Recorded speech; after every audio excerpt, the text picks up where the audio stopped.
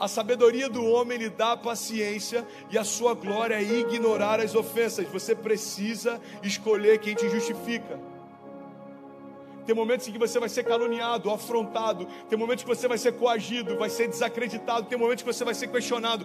Você precisa escolher quem te justifica.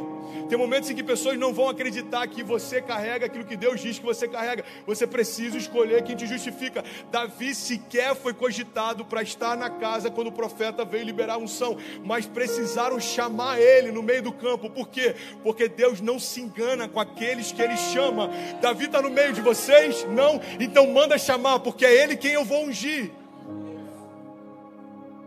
Então quem escolhe Deus como aquele que justifica não precisa se desgastar tentando provar para quem não precisa aquilo que ele não merece. Irmão, por que às vezes a gente está cansado? Porque a gente está tentando dar respostas a perguntas que ninguém fez. Hora ou outra eu dou um conselho assim para pessoas e falo: pastor, eu estou querendo falar isso, irmão. Você vai tentar responder o que ninguém está perguntando. Às vezes o cara tem milhares de seguidores e fica se desgastando tentando dar indireta para uma pessoa. Irmão, você está se expondo para milhares para tentar falar com um. Você está se desgastando. Sabe outra coisa que eu aprendi? Você não precisa se justificar. Você sabe por quê? Porque os inimigos nunca acreditarão no que você fala. Os seus amigos não precisam que você fale. Eles sabem quem você é. É por isso que se justificar não faz sentido. Você não vai mudar a ideia de quem te odeia e você não precisa convencer quem já te ama. Não faz sentido. Você está comigo? Diga amém. Quando você fica em silêncio, irmão, Deus compra a sua briga. Salmos 31 diz: eu te exaltarei, Senhor, pois tu me reergueste e não deixaste que os meus inimigos se divertissem à minha custa. Senhor meu Deus, a ti clamarei por socorro e tu me curaste. Senhor, tiraste-me da sepultura, prestes a descer da cova e devolveste minha vida. Então cantem louvores ao Senhor, vocês, os seus fiéis, louvem o seu santo nome, pois a sua ira dura por um instante, mas o seu favor dura a vida toda. Ele conclui dizendo: por isso, o choro pode durar uma noite, mas a alegria vem pela manhã. Você pode aplaudir Jesus por isso? O choro pode durar uma noite, irmão, mas eu vim dizer: você não vai parar, porque a alegria vem pela manhã. Deus é fiel para renovar você. Deus é justo para proteger você. Deus é poderoso para esconder você. Deus é amoroso para fingir que aquilo que um dia te separou dele não existe mais. Como assim fingir? Porque as coisas velhas passaram, ficaram para trás. Deus conhece o teu passado, mas Ele te trata como se Ele nunca tivesse existido. E permita usar aspas para que não venha nenhum hater teológico encher o saco depois. Mas é basicamente isso. É como alguém que perdoa uma traição. Os dois sabem que houve, mas vão viver a vida inteira como se nunca tivesse existido. E a cicatriz, ela está aqui, mas eu nunca vou jogar na sua cara aquilo que você fez. Você sabe por quê? Para mim é como se nunca tivesse sido feito. É esse tipo de relação que a graça escandalosa de Jesus estabelece. Pega aqueles que... Cara, é muito interessante, porque Jesus é o único que poderia me julgar, mas foi justamente quem morreu por mim. Jesus é o único que poderia te julgar, irmão, mas foi o único que morreu por você. Por que desistimos? Quinto ponto que eu quero compartilhar com você. Se alguém está recebendo algo de Deus, diga amém, glória a Deus por isso. Por que desistimos? Porque vivemos entre os extremos. Olha para mim, eu já estou finalizando. Vivemos entre os extremos, e eu sou um cara que é muito assim. Ou é 8 ou 80. Então você quer viver o chamado? Fala: eu vou abrir mão de tudo, eu vou para a África, eu vou para, sei lá, esqueci o nome agora, onde as pessoas têm rancenias, eu vou ajudar nos leprosários, eu vou para o lugar mais pobre do mundo.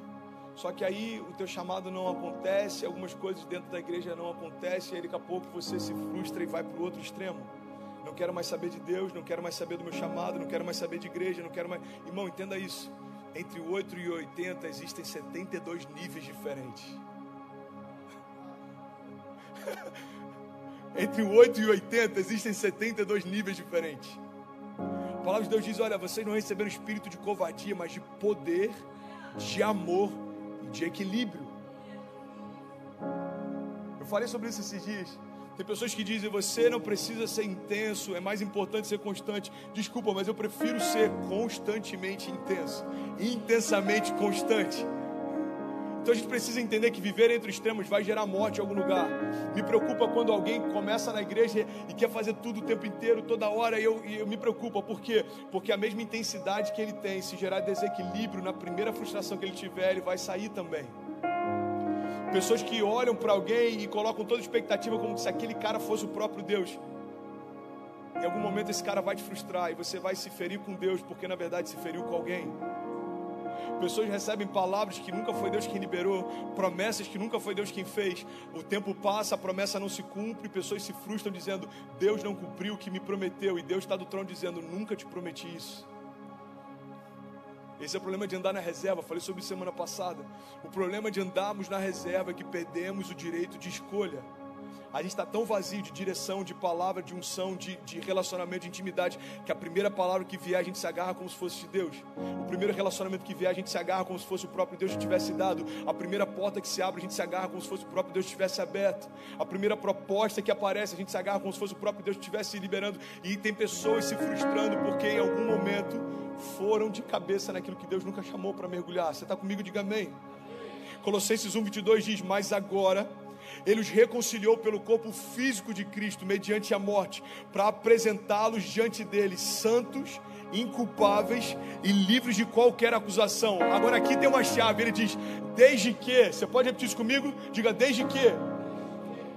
Ele diz, olha, Jesus te reconectou com o Pai, através do sacrifício dele na cruz.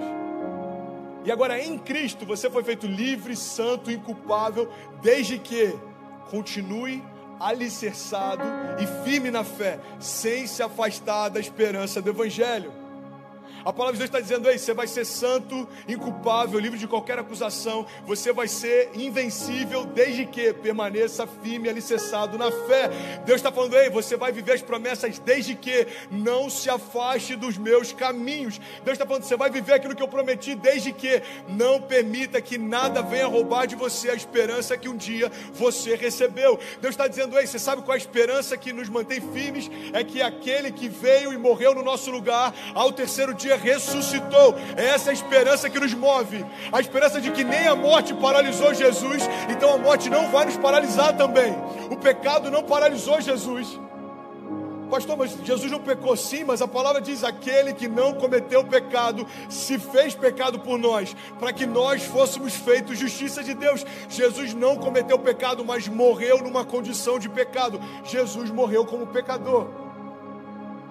Então a Bíblia está dizendo, aí, Jesus morreu numa condição de pecado, de julgo, de juízo, de doença, de enfermidade, nada disso paralisou ele. Então Deus está dizendo para a gente, aí, permaneça firme nessa esperança, e aí ninguém vai poder paralisar você. Você está comigo? Diga amém. O instrumental pode subir, me ajuda a pregar. Preciso terminar, eu queria pregar um pouco mais. Alguém está recebendo algo de Deus essa noite? Hebreus 10:36 diz, vocês precisam perseverar. Irmão, pelo amor de Deus, essa mensagem vai fazer sentido para alguém. Hebreus está dizendo, aí, você precisa perseverar, você precisa permanecer, você não vai parar. A palavra está dizendo, você precisa perseverar, de modo que quando tiverem feito a vontade de Deus, recebam o que Ele prometeu. Tem passagens que parece que a gente não lê, cara, porque tem detalhes que fazem toda a diferença aqui. Está dizendo, ei, de modo que depois de terem feito a vontade de Deus, recebam o que Ele prometeu. E tem gente questionando, Deus, por que aquilo que você prometeu não vem? Porque aquilo que eu te pedi você não faz. De modo que depois de terem feito a vontade de Deus, recebam o que Ele prometeu. Pois em breve, muito em breve, aquele que vem virá e não demorará, mas o meu justo viverá pela fé. Tem algum justo aqui, pelo amor de Deus? E se retroceder, eu não me agradarei dele. Mas nós, porém, você pode levantar sua mão e declarar isso comigo, nós, porém, não somos os que retrocedem e são destruídos. Declare isso comigo, diga, mas nós somos daqueles que creem e são salvos. Irmão, a palavra está dizendo aí, nós não somos daqueles que uma vez tocando no Santo dos Santos vão voltar atrás. Não, não, não. Nós vamos permanecer. E o nosso pedido é, me deixa ficar nesse lugar todos os dias da minha vida. Nós não somos daqueles que vem um milagre como esse que essa igreja está vivendo e em algum momento vai reclamar: Deus, mas não foi do jeito que eu quis, mas não foi da forma que eu esperava. Não, não, não, não. Deus, nós colocamos a mão no arado e não vamos voltar atrás. Nós começamos a experimentar a tua vontade e não vamos voltar atrás. Nós começamos com águas nos nossos pés, depois nos artelhos, depois nos joelhos, mas nós queremos mais de Deus. Você não vai parar, você não vai retroceder. Enquanto Deus for a tua justiça, enquanto o Senhor for a tua esperança, enquanto Ele for a tua alegria, vão te procurar, mas não te alcançarão. Vão fazer armas contra você, mas elas não